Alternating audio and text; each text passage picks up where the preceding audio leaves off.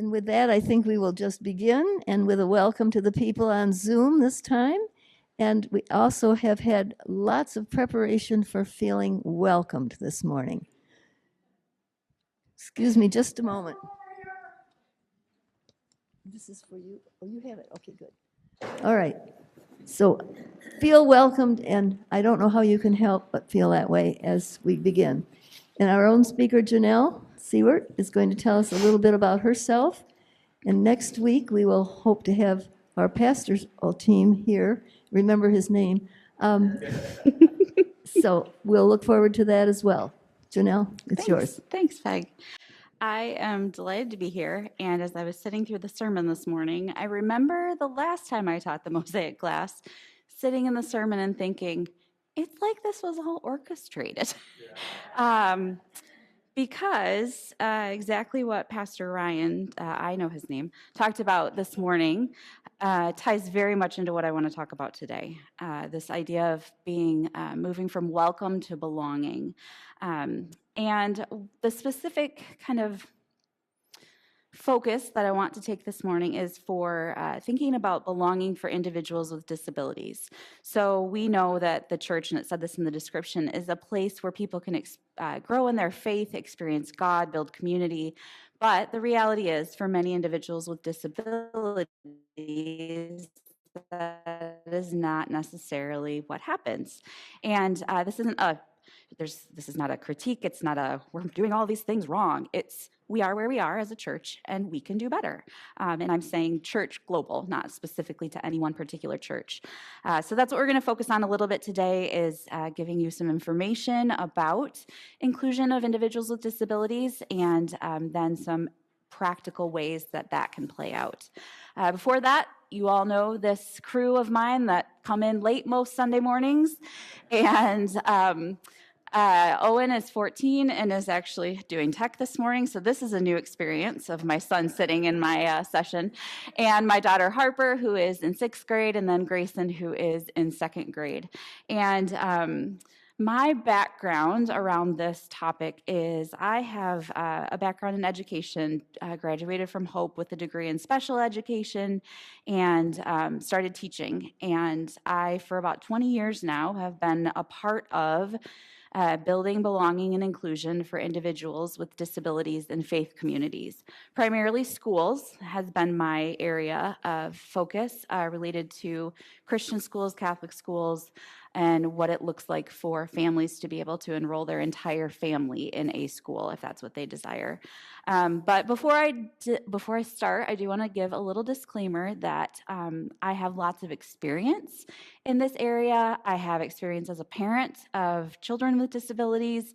I've taught many students and worked with many families all around the country. I myself don't have a disability, so I think it's important to note that one of the best voices that we can listen to are individuals with disabilities. We can learn so much from people's lived experience. And I've embedded that a little bit in our time together this morning. But I do want to just make that little note. So here's what I want to talk about, even before we go there. We know that about 20% of the population has some sort of a disability. Now, some of those are more visible disabilities, some are more invisible disabilities. Somehow their disability impacts life in a variety of different ways. And we'll talk a little bit more about this later, but the reality is the impact of the disability often depends on the environment, not the person, right? So I'll show you an example in a little bit of Grayson, actually, and what that has looked like for him. But it's important for us to note that. And you can probably all relate to that. You can think of a situation where something might be a challenge for you. And depending on where you are, it might really impact your life. It might not impact your life at all. So that is true, too, with people with identified or diagnosed disabilities. We also know that there are many different cultural perspectives around disabilities. Within the United States, we've moved from institutionalizing individuals with disabilities to some level of inclusion, but still some separation within schools, to more of a sense of belonging and true integration. And so we've seen that happen. So it's always interesting to think about that. And you think about 20%. I think about my neighborhood. I think about different places. So I want to talk a little bit about some of the myths and the facts when we think about inclusion of individuals with disabilities. And I am specifically from here on out, for the most part, talking about within churches. So one of the myths is that belonging or building belonging really requires special expertise or training. I actually hear this a lot from classroom teachers that say, I'm not a trained special ed teacher. That's okay. You know how to teach kids, and you know how to get to know kids, and we can figure the rest out. Churches often want to move from welcome to belonging, but they find that they think they need to create a program. They need a professional that will organize that, who has all the information on how to do this right. That doesn't exist. And we'll talk more about why that is the case. Is that me? Am I moving and doing that? Okay. There is a researcher, Eric Carter, we'll talk about in a minute, who did spent a lot of time doing a lot of interviews, and he found that that really it shows that people experience belonging through ordinary church members who know their name, spend time with them, and invite them into shared life. We know that most belonging happens through friendship, consistency, and presence, not training or credentials. People don't need experts, they need people. They need relationships. Myth 2 is we need a special program before we can include people well. And the reality is that programs can support belonging, but they don't create it. Belonging comes from things like shared worship, shared service, shared relationships, shared experiences over time. And we know that ministry done with people within church life is more powerful than creating separate spaces for people to experience belonging. What I want to say about this is I feel like I've had this conversation in a variety of different contexts, is the reality is our society is very polarized. You're either here or you're here, right? And when we think about this idea of including individuals with disabilities, there is a place for programming because sometimes we need that to get us started to be intentional, right? So there's a middle ground here where we do need some levels of programming and supports around individuals, but also it doesn't have to be the only thing that we do. So we think about this, belonging is really built into the body. It's a part of what's already there. It's not kind of an add-on that we can think about. People with disabilities are here to be cared for, not to contribute. And the fact is, and I know that I'm preaching to the choir here, every person really brings gifts to the body of Christ. And we do believe that when we think about the body of Christ and we think about individuals with disabilities, we know that people experience deeper belonging when they are expected to contribute. And they are given meaningful roles that are respectful and are based in knowing them as individuals, and when they're recognized for their strengths. I can tell you a lot of stories from the classroom specifically around this, and I'll tell you just a very brief one. I was working with a school, and there was a student there who was having a lot of challenges with doing second grade as second grade was laid out. And this child was giving us a lot of behavior that was telling us they were having a hard time. So we saw a lot of outbursts, a lot of blurting, a lot of even to the point of running out of the classroom and some of these things. And this is a kiddo that was showing up to school every week and every day and was being expected to do what everyone else was doing, and it just wasn't working. And the hard part is that the other kids in his class had come up with some words to describe what was happening because we hadn't given them the right words to use. And so this was the kid who was naughty. And I even had a kid come over to me and say, so-and-so just doesn't listen a lot. And I was like, oh, okay, like, all right. And I talked with the teacher, and this was many conversations, but we talked about who is this kiddo? What does he like to do? What are his gifts? And we identified a few things that he was really good at. Well, they're not things that would typically show up during a school day. This is a kiddo who knew so much about engines and motors and fixing things and outside, and he was brilliant, but his peers never got to see that. So we did a lot of creative thinking around what I call engineering a win. So we said, okay, what do we know about this kid? We know that he really has this gift in this area related to engines and motors. And so we finagled it that the teacher had a book they were going to read. I don't remember all the exact details that was related to this. And there was a character that had a problem, that this motor wasn't working or something was going on. And we engineered it that this kid, and we did a lot of planning ahead of time. This didn't just happen, where the teacher asked this kid specifically a question about the motor and the this and that and the other. And that sweet boy stood up and just gave a very, like, well, they should check this and they should check this. And if this is wrong, then they should do this. And he had a little picture he was showing everyone. And you could see his peers, they were like, how does he know all of that? And you could see those little shifts in their mind from the narrative that they had about this person to, he's got some real strengths. And then, of course, all the other kids who really wanted to know more about engines or who also knew things about engines, now they wanted to move towards him. They wanted to have conversations with him. And so that's an important example of individuals being recognized for their strengths. And with that, we have the reality that the church, again, moving back to the church is incomplete when any of the gifts are excluded. And if we transfer the story that I told to the church setting, who are the individuals in our church, in a church, any church? What are the gifts that they have? Are they seen and known for those gifts? This is where Ryan was talking this morning. So this is where we have a mindset shift from it's a one-way kind of directive. We need to give something to an individual with disabilities versus we can receive things from individuals with disabilities. I'll tell one more story here and then we'll keep moving. And again, thank you for bearing with me. Most of my stories are school related. But this is actually a personal one. You all know Harper. And I didn't get a picture in here, but Harper has her very, very best friend is Luke. And Harper and Luke have been in the same grade for many, many years. They are the very best of friends.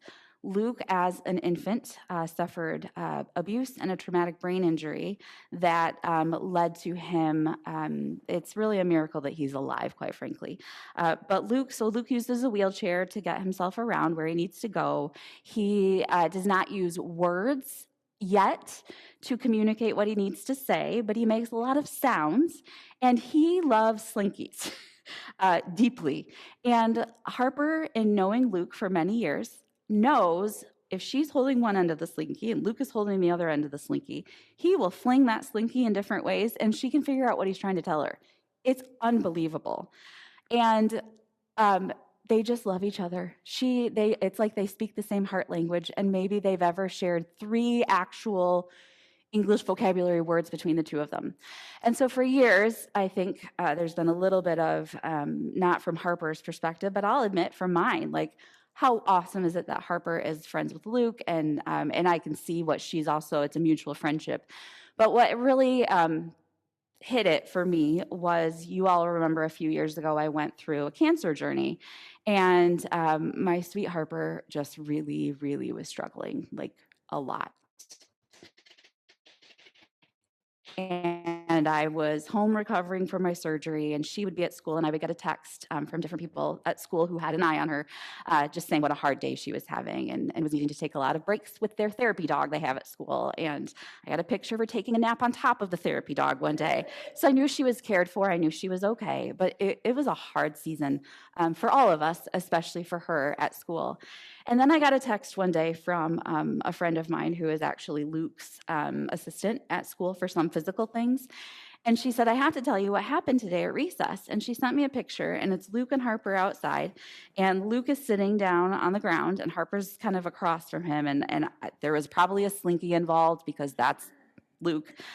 And she said, we went out to, Harper's been having kind of a hard morning, and we went out to recess, and she and Luke were going to play together. And I got them to where they wanted to play, and I helped Luke get down on the ground because they were going to do whatever. She said, and then Luke looked at me and went like this, like, go away. Why are you here? And she said, Luke has been so fiercely protective of Harper because he sees she's having a hard time. My friend is having a hard time. He loves her, she will say. If you ask her, Luke makes sure I belong just as much as anybody would make sure he belongs. That is this mutual friendship, right? Where he brings something to her life. I've said to Luke's mom, I don't ever want to be part of a world where Harper and Luke are not together in some capacity. They are the best of friends. They are the naughtiest pair when they are together in the best possible way. And I look at them and I think society would see them and think, these two people, or oh, how nice of her to help him with that. I'm telling you, it is the most reciprocal relationship I think I've ever seen. And I will say Harper is her most true self when she's with Luke. It's a beautiful thing. So this idea of if that over time hadn't developed, Harper would be missing out immensely from Luke not being a part of her life. But it's this idea of we all have gifts and we're missing out when they're not being included and used. Here's another piece. If someone feels uncomfortable, we must be doing something wrong. Here's the fact. Discomfort is often part of growth. This is involving people, and people can be tricky. All people can be tricky, right? So it's something that does sometimes feel awkward. I learn a lot from my kids, actually. If we're out in public and there's someone with a more visible disability, Harper's like a magnet. She wants to talk to them and know who they are and what are the things. And I'm not always as comfortable doing that. I don't want to be offensive. I don't want to offend their, and I've learned so much from her. But there's a little element of this that discomfort is okay.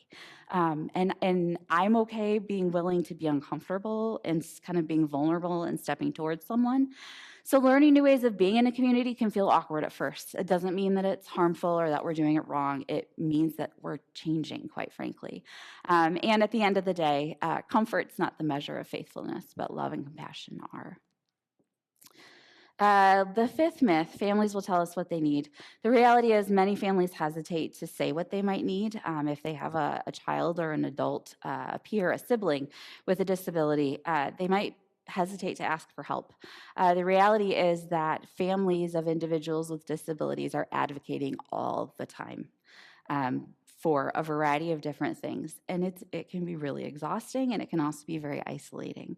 So belonging in a church grows when we say, we're glad you're here, we want to learn from you, and we'll walk with you. And it's that respect for, we celebrate that your whole family is here, and how can we know you as a family and each person as individuals.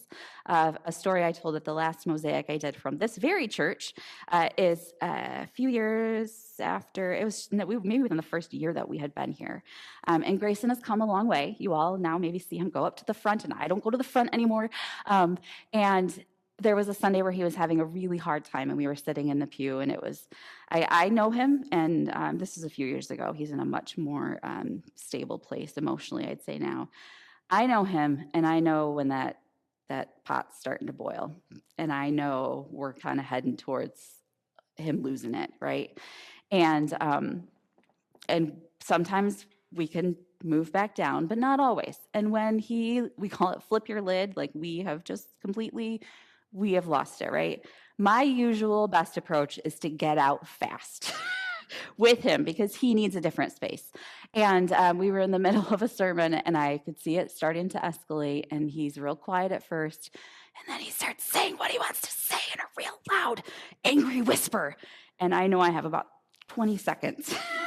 So I stood up, pick him up, and it's like dead silent in the middle of the sermon. And I pick him up because we just need to get out. He just needs space to get this out. And he starts yelling, "Put me down, you're hurting me, you're hurting me." And I'm like out as fast as I can. And I have to say, even when I was doing that, I don't take for granted the fact that I really didn't expect anyone to give me like a get your kid under control kind of a look or a vibe. I have never experienced that here.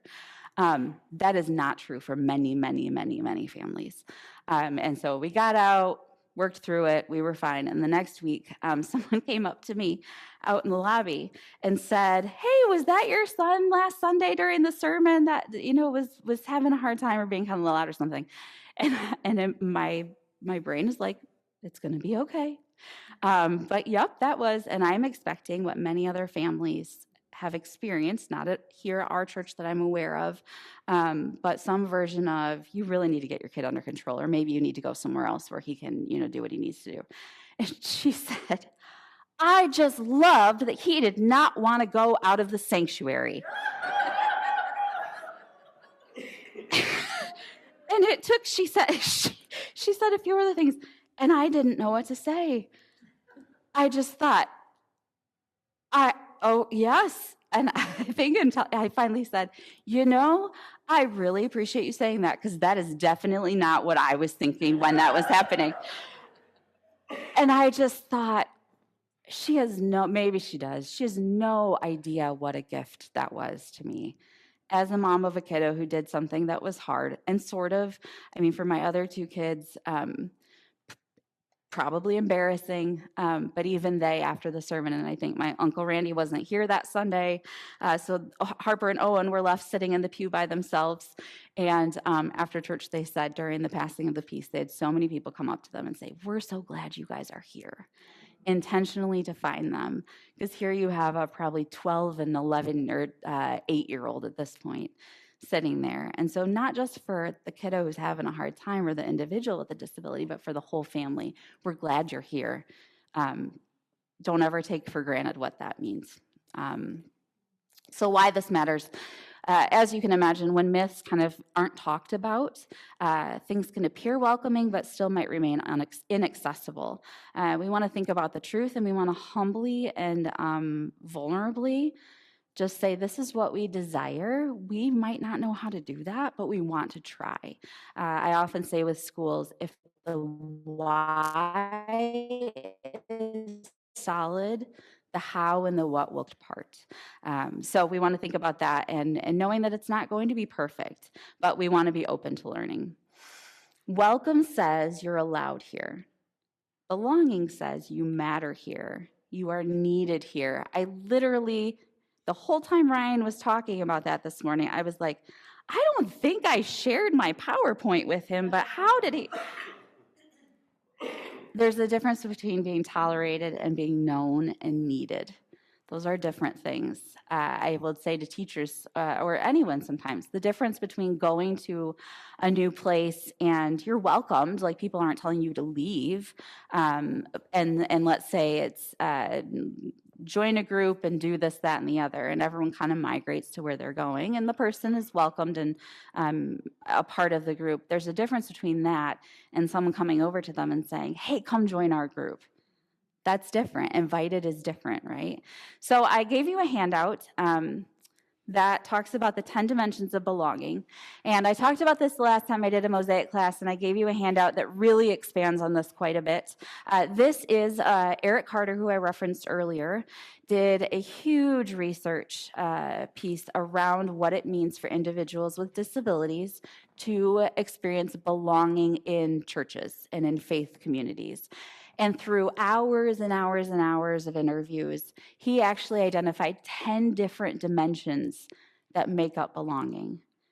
And on that sheet, and again, I'm not going to read all of them, you can read the definition of what each of them means, and you can see how they are all a little bit different. What I just talked about of being invited into joining a group of people is different than just being present when your body is there, but you haven't been invited necessarily. So that is something that in the work that I do with schools is foundational. When I talk about students specifically, we do a lot of work around, are they experiencing belonging in their classroom? Are they experiencing belonging in their school? What are some things we could do to build the belonging? Maybe we pick a few specific things that we can focus on to increase that feeling of belonging for that individual. So Eric Carter kind of boiled it all down in saying that people experience belonging when they are known by name, invited into relationships, supported without stigma, are given meaningful ways to contribute, and are missed when they're absent. That's a big one. We know that people, and again, this goes to my earlier point about belonging happening among people, not programs. It's really relationship based. The other side of your handout is something that a person named Dan Vanderplatz put together. And I've actually had the chance to talk to Dan a few times, and he himself has a disability and he is a pastor. He has done a lot of work around this idea of disability within faith communities. And he, over many years, developed these 5 stages of attitudes related to individuals with disabilities. So I'm not going to go through all of them, but we'll start on the left and move towards the right. And the arrows along the bottom are really what does it take to move from one to the other. So ignorance is really where we see disabilities as a sign that God doesn't care or isn't fixing the situation, might be a result of sin. God's not involved in the life of the person. There's a lot of, I don't really know people with disabilities or anything about disabilities, and I really am fine with that. I'm paraphrasing. Thankfully, I will say I can maybe think of one situation in my experience so far as a parent of children with disabilities where I ran into someone that was the case. So I'm very grateful for that. But it is a reality. Awareness is what moves us into pity, and this is where we now more are in the camp of feeling sorry for people with disabilities. It's too bad. I'm blessed. I don't have a disability. I can help this person who does have a disability. And that is a dynamic that we can think about. People, what does it say? People with weaknesses and disabilities obviously need someone like me to help them and to give them meaning due to their troubles. I really don't see any meaning or purpose to their lives. And again, if that's where someone is, it's okay that that's where they are, but it's not okay that they stay there, right? I think part of it is a level of humility of acknowledging. I will say there are little pieces of this that I even catch myself sometimes, not saying in those words, but a heart set or a mindset that I can see where that's coming from. So this is not a check like a you win or you lose or right, wrong answer. This is a self-reflection. Moving access is when we start to add relationship with individuals and we move to care. And like me, people with disabilities were created in God's image. They have value. I hope that someone will take the time to kind of build that relationship with them. I'll happily support it. And I think we might need to find ways to help them. We should start, this is where a lot of more the programmatic ideas come to play. And again, not right, wrong, other. That is part of the journey. We then move through integration into friendship. And this is where Harper is in between, I'd say kind of fluctuates between these two. But when I think about friendship, I think about Harper and Luke. And I think about, I know and spend time with a friend. They have value in God's sight and mine. My life is better because they're a part of it. They've helped me. I've helped them. And in fact, because of that, I like to initiate relationships with individuals with disabilities because it doesn't scare me, right? I don't see someone with a mobility challenge or with using different ways of communicating. And that doesn't kind of make me turn away from that human, that person. God brings people into the church community, and we all benefit as we grow in friendship with each other.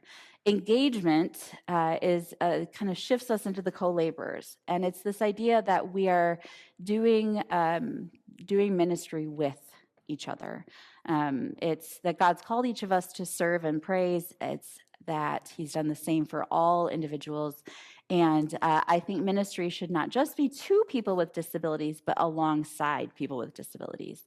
And together we can equip and encourage each other to continue to give and receive. So again, I've always found it helpful to think through these kind of stages and understand in different relationships or dynamics where I might be sitting, the perspective. It's sort of a lens through which I might be viewing the situation. And I'm looking at the time, and I think we have time. I have a video to show you, if the technology cooperates, that this is where listening to the voices of individuals who experience this is important. So it's a video that Dan actually, through Elam Christian Services in Illinois, put together. And it's individuals with disabilities who are talking a little bit about their experiences with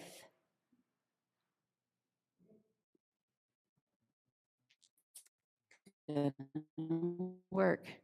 I know it. Or otherwise, the other thing we could try is this. And if not, I can find a different way to do this.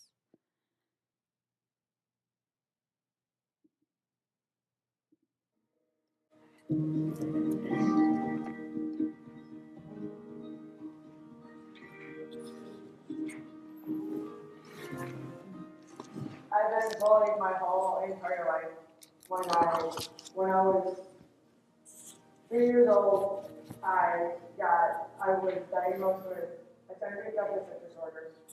Then by 5 years old, I had 9 ear infections. I couldn't hear. My mom and my dad and my sister thought that I was going to be deaf, that I got to go to the doctor and get tubes in my ears. And people would tease me and make fun of me and tell me that I'm retarded. And when they told me that I'm retarded, it made me feel like I could do anything. But they don't think that I can do anything. But people still tease me, but not as much as they did when I was going to school, when I was in school. They don't understand what I go through. They've never been there before. They don't know what I have gone through when I was growing up. And when people tease me when I was growing up, and it just hurt. They would call me fly, or they would say that I'm ugly, or that I'm not cute. I am the same person as everybody else, but everybody else doesn't see it that way. I am a person just like you. I have a disability, but they don't understand that, so that I have to explain it to them. I don't feel ignorance anymore.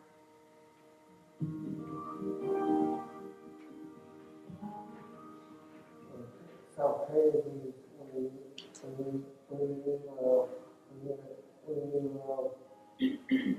when you feel sorry for somebody like someone like in a wheelchair, it's so passive, passive. Okay. When you like in a restaurant.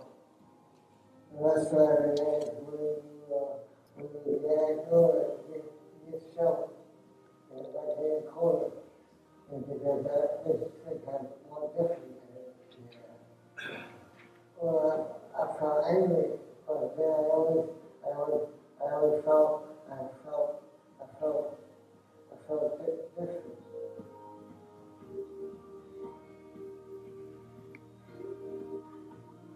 Good kind of compassion to me, and it's like, say, I was in my wheelchair and I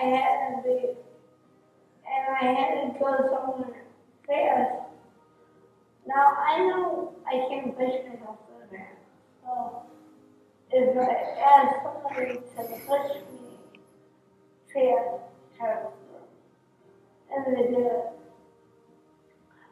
I'm training for the Special Olympics, which are in May, and my friend has agreed to help me in walking around the track.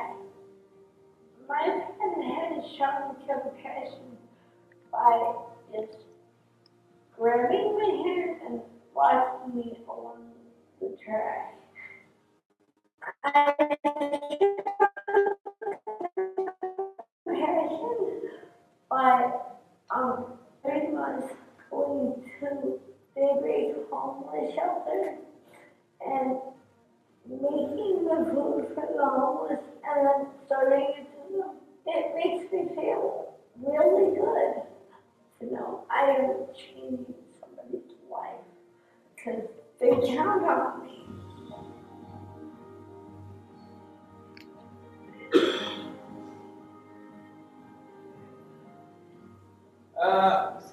I met my neighbor a long time ago when I was like 8 years old, or maybe younger. But we would go to each other to the fence, we would talk. he and I bind together so much that we were best friends. I still see him at my church, and we talk about everything. And it's like we were together at the fence and all that, and he would come over to my mom and dad's house and go swimming, play games. He's such a nice guy that he goes now to the prison, Cook County ministry, and he talks to the inmates. He's a caring guy. He's a very caring guy. And he's disabled, and he has a little speech problem. He's a very important guy to me because he looks up to me and I look up to him. And that's how we bond together to each other. He's just like a brother to me. And it's just like friendship that we have together. We still have. He's a wonderful person to me and means a lot to me.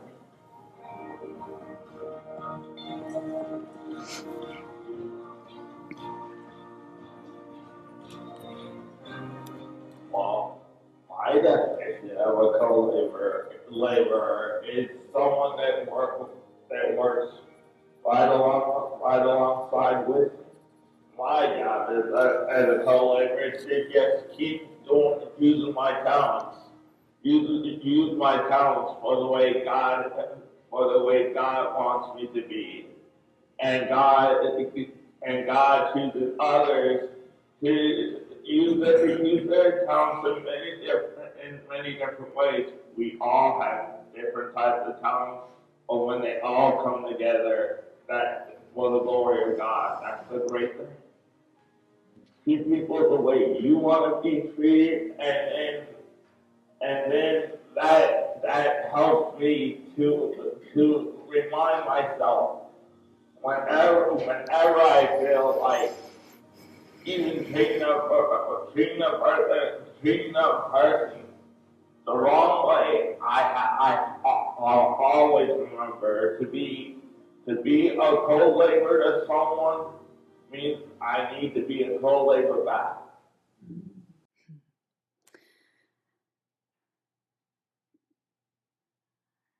All right, let's get this back up. So hopefully you can hear in each of those individuals their experience with those stages and what that looks like or has looked like for them. I encourage you to spend some time thinking or reading through that after today. We come back to the idea of doing ministry with, not for. Ministry really is strongest when it's done with. I want to say what's true for one person is actually true for all of us. We often talk about getting to know the person, not the disability. So this is not, going back to Harper and Luke, Luke is a person with a disability. Luke has a traumatic brain injury.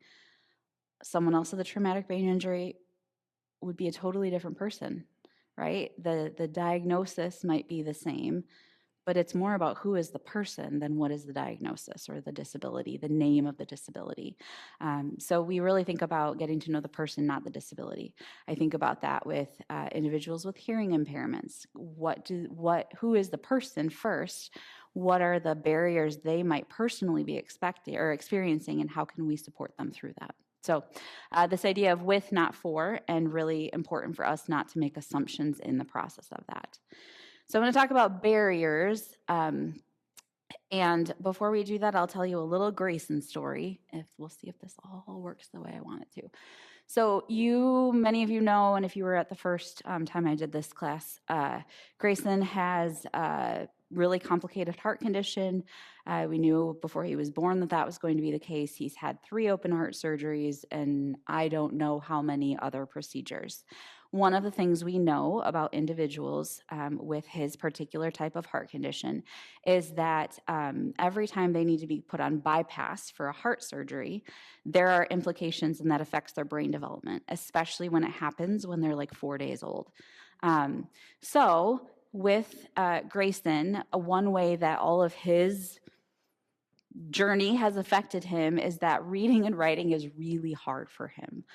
His eyes and his brain and his hand don't all work together in the way that maybe other kids his age would. So he's 9. He's in 2nd grade. He would be in 3rd grade. We gave him an extra year to really learn how to do school right. And if you looked at him writing, you would guess that it was maybe an early kindergartner. If you handed him a book, he would not be able to read it. He can't read. He's just starting to be able to read signs that he sees like out in public and like little words, which is amazing. He read a book to us for the first time this fall, and I'm not going to talk about it anymore because, but here's the thing. If you've ever talked to Grayson has a lot to say. Grayson also has really, really incredible, he has an incredible imagination, a memory that frightens me sometimes because he remembers little details about things that happened. He sees the world around him. He's a smart cookie. He's funny. He loves to tell jokes. But if you asked him to write any of those things down and you just looked at what was on the paper, you would not think that this is the same person. So Grayson was granted a Make-A-Wish that we got to go on this fall, and some of you have heard about this. And Grayson's wish was to meet his favorite author and to spend a day with him. So Jeff Kinney, who is, some of you maybe are familiar with the Wimpy Kid series, Diary of a Wimpy Kid, like a diary. It's been around for a long time. There are 20 books that have been published. So we got to spend a day. Jeff invited us to his studio in Massachusetts this November, and we got to spend a day with him. And it was another thing that will always make me cry. But Grayson went, and he had some ideas that he wanted to tell Jeff for future books. He had 3 books that he had created, and they're actually really good.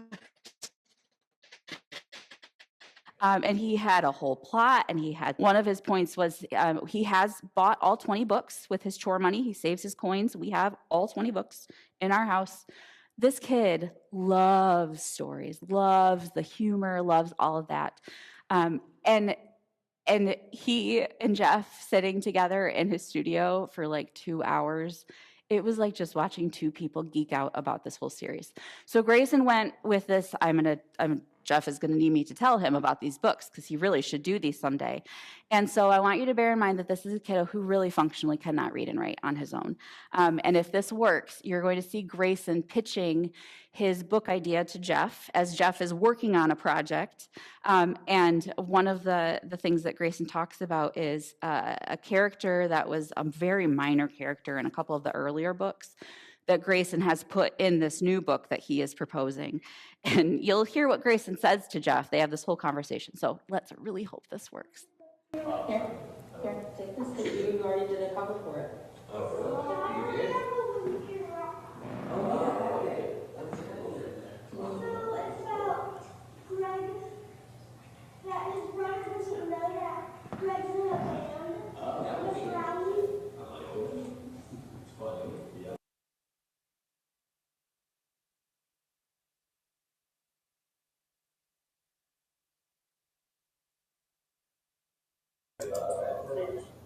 And he has to make up everything for Robertson. Yes, yes. And you told me some other things. Who else is in this band with them? Well, they have to find out people. So the band right now is just Rowley, Brad, and yeah. There's Rowley. Yes. Yeah. What did you like the character? Yeah. Or was it just that he was in the movie? He's in some of the books, but not all of them. No, I think you might get this new one for a second. I think I might. I think the one that he's in is number 2 and number 4. Number 3, Yeah, he's pretty funny in the movie. yeah. Yeah. So here's. The actor that was So when we start talking about barriers, what I want us to think about is the fact that we have an individual and we have a thing that we're doing, whatever that is. It's in a classroom, in a church, or in a whatever. There's the person and there's the thing that we're doing, the activity, the task, the rhythm, the practice, the whatever. And if we can identify some of the barriers for that person in getting to this task, and I would say not the task as we maybe all do it, but we ask ourselves, what's the most important thing about this task that we're doing? And we think creatively about how can we get some of the barriers out of the way. So Grayson has stories, many stories to tell, right? If I had said to him, you need to write them all out to hand to Jeff, it would have never happened. But he could sit there and he could just tell Jeff about it, right? So the most important thing was to share my ideas of a story, and I've got Grayson. And so to be able to just talk about it and tell him, we got there. We got to the most important thing. So when we think about those barriers, number one, they're different for every person. They depend on the environment, the expectations, and the norms. But if we're willing to creatively think about how to remove some barriers to help that person experience the most important part of this thing, if you will notice for Ryan hold on. You'll notice Pastor Ryan sometimes says, please stand in body or in spirit. Have you ever noticed him saying that? There's a reason he's saying that, right? Stand if physically you're able to stand, and if not, stand in spirit. That's a way of normalizing, removing a barrier that says the most important thing is that you're a part of this experience. How you do it, there are many ways to do that. So things that we think about with barriers, they're really rarely intentional. We just don't think about it a lot. And we also don't ask the people who can tell us, which are the individuals themselves. So I'm going to go through this sort of quickly so that we have just a couple minutes for questions. But some types of barriers would be environmental or sensory barriers. So things like loud noises, sudden changes, crowded entryways, when we don't have calm spaces available, when someone becomes overwhelmed, some visual clutter, heavy text on screens, or bulletins can be tricky. Instead, we can offer predictable worship rhythms. We can have some different spaces that are less sensory overload, allowing people to move freely in and out of the space. And using some of the clear, simple visuals and consistent signage can also be some ways to help with the environmental and sensory barriers. Rigid expectations for behavior and participation is probably one of the bigger ones, I would say. Expecting someone to sit still, remain quiet, or respond verbally in the way that we always do it is maybe a barrier for someone to be able to experience the most important part of what we're doing. Viewing movement, noise, or leaving the room as disruption, see my story earlier, valuing reverence over relationship and what that looks like. And I will say these are general things. This is not like Third Reformed Church, this is what we're doing. These are general things that we see within churches. Instead, we can say aloud that different types of participation are welcomed. We can interpret behavior as communication rather than misbehavior, and we can extend grace instead of correction. It was in the moment, and I still have no idea who the person was that said that to me about grace and going out. So if you're in the room, will you please come talk to me? Because that person gave me the biggest gift as his mom that just said, hey, we're glad he's here. Yeah, it was kind of weird that you had to leave and he was saying you were hurting him and all of that, but that's not the most important part, right? Social and relational barriers is probably one of the other biggest ones. We can have friendly greetings without deeper connection. Being friendly is not bad, hear me clearly, but going beyond just kind of a hello or a hi is really important. Families consistently sitting alone or leaving quickly, and uncertainty leading people to avoid interaction altogether. Instead, we can talk about consistent and relational follow-up, not just the one-time greetings. Sitting with people rather than expecting them to join others or even inviting them to sit with you. Modeling curiosity, patience, and listening are other things. Programmatic isolation, separate classes, spaces, support that really only focuses on kind of one-way care versus two-way contribution. And I would say inclusion that stops after childhood. And with that, I would also say that we would not want to assume if we had an adult with a disability, like a cognitive intellectual disability, that, oh, they could just do the Sunday school class with the other kids because maybe intellectually that might be where they're at. Let's not make that assumption.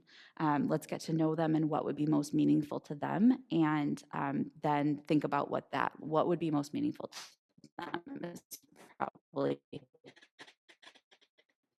the most important part. Creating opportunities to serve alongside others and designing ministries that really span the lifespan. Communication, assuming families will speak up, making decisions. We already talked about that without input. Speaking about people rather than with them. There's a difference between knowing about a person and knowing a person. Those are different things. Instead, asking the open-ended, respectful questions, inviting feedback, not just when things are not working, and centering the voices of people with disabilities and their families. We want to remove those barriers really to be able to create space for more people to live fully into who God made them to be. So practical action steps that we can take is practicing intentional relationships, learning names and stories, not just faces, greeting consistently and genuinely, sit with, not just near people who are often alone. And I would say, and I'm saying this knowing that people likely would not do this, but again, if you have the mindset of get to know the person, not the disability, if we have someone that's with us that has a more visible disability, perhaps, let's start by just getting to know them as a person, right? We are going to ask about, what's your name? What do you like to do? And if they're not able to communicate, we can ask the people who they are closest to, what do they like to do? How's your day going? They may or may not respond in a way that you understand, but it's okay. It's the fact that you took the time to say, hey, I see you. Let me know a little, like, how are you doing? How are things going? What do you like to do? Are really important. So those intentional relationships. I would say that relational curiosity that we use with most people would also apply to individuals with disabilities. We can make participation more flexible. We can think about people engaging in worship differently. We can let go of this one right way to do something. And it's not saying that we let go of everything that's important to us. It's saying what's the most important part of that thing. It's not the what the thing is, it's how we do it. Can we have more flexibility around the how? Offering grace, looking for gifts, not just needs, asking what do they enjoy, what are they good at, inviting people into meaningful roles, and expecting that it's going to be a two-way situation, that we're not just going to provide care for someone, but that we actually are missing out if they are not able to share their gifts with us. Sharing the work of support, that it's multiple people, and I am watching that clock, starting small and staying faithful. So in closing, and then I can provide the slides if anybody would like to have more time to look through these. In closing, when the church moves from welcome to belonging, it becomes more fully what God intends. One body, many members, all indispensable. I just encourage you as you leave today to consider one small step you could take to help our church continue to be a community and to grow where we're able or need to, where everyone is known, needed, and experiences belonging. So, thank you, Peg. I know we don't have time for questions. I can stick around for a few minutes if anyone wants. Okay. Okay. Very much. And I Yes. think probably Lori is watching us on Zoom, and if not, we'll be thinking about her. Yeah. And I'm so pleased that you are interested in knowing more about her progress and that Steve could be here to make that answer for you. So we'll see you next week. Have a Sounds good good. week in between and stay warm. Thanks. Thanks. Yeah, you bet.